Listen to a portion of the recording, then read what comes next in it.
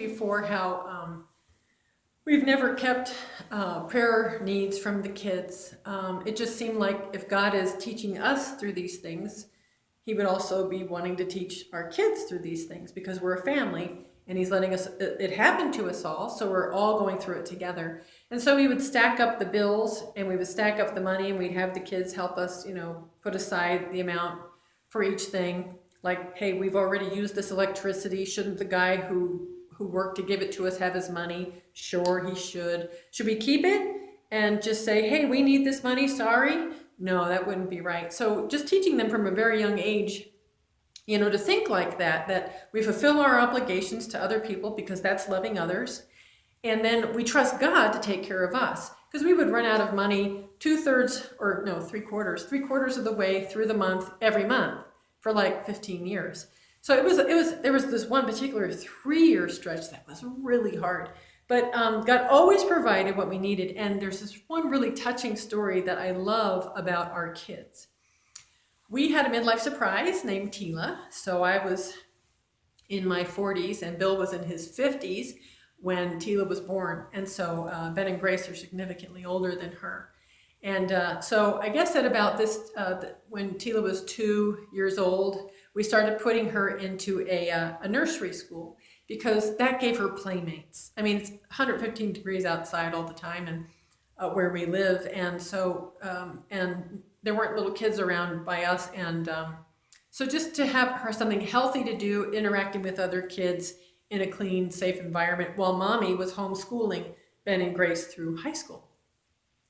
So she loved her play school and learned so much there, and it delighted the whole family to see her so happy because if she had to stay home and mommy was busy teaching the other kids, what could she do all day alone? I mean, it was really boring. And so we all knew how much this nursery school meant to Tila. Anyway, we came to a point where we didn't have the money to pay for her tuition for the next semester, and there was a deadline that the place required. And most of the people who live in where we live are affluent. They're making a lot of money. They've come to where we are because they can make a lot of money. But what my husband does working for the church, he doesn't make much. So we didn't want, as the Christians, to be the ones who are always going, oh, can we have a little more time? Oh, can you give us a discount or something? We didn't want to be those people because we want to honor God and show that He provides for us by, like I said, fulfilling our obligations to others. And He's always enabled us to do that because that does honor Him. So anyway, we thought, well, if we don't have the money on payday, the day that we must pay the bill, then we'll just have to take her out of the school because we're not going to start groveling. If God doesn't provide that, this means He doesn't want us to do it anymore. So we were praying as a family, and the kids had an idea. Ben and Grace said, Mom and Dad, this past Christmas we received a bunch of gifts. Excuse me. This past Christmas we received a bunch of gifts that were designated for family fun, and we had a fund that we were saving to be able to go do something one day, go to the beach or whatever, have a fun family weekend or something. So we're saving it. And so the kids said, we've got that fund and it's designated for family fun. But we love Tila, and we'd be willing to give up our family fun in order to keep Tila going to nursery school where she can be with her friends. I thought that was so touching. I was so proud of them. Really, I was so proud. Still am.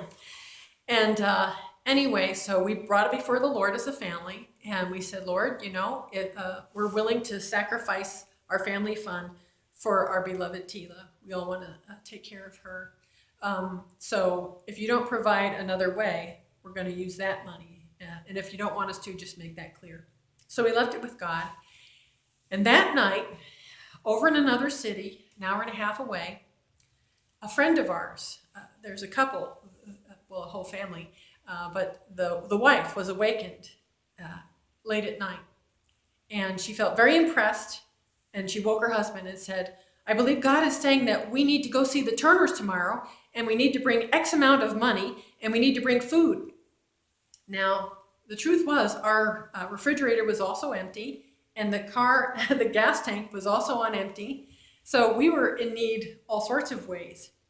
She calls me in the morning and says, can we come down and bring lunch?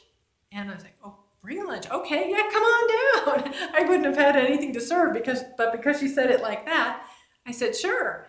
And see, God knew. So they came down and they brought this big picnic basket. And so we had this wonderful lunch. Their two little boys played with Tila and had a great time. And when they were leaving, they left all the food with us, which was a ton of food. And then they handed us this big fat envelope.